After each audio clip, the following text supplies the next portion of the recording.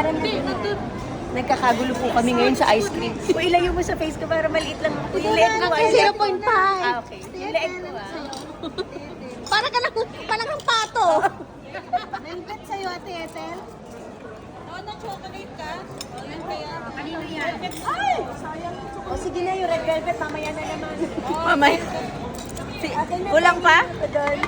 Ano sa'yo? Chocolate na lang muna. Thank you so very much. Salamat po. Gusto mo na paano, stick on?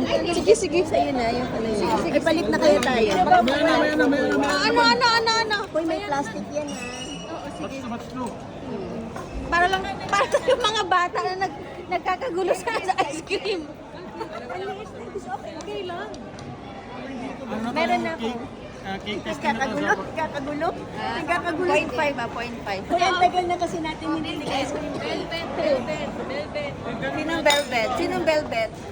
Mamaya na ako. Mamaya na.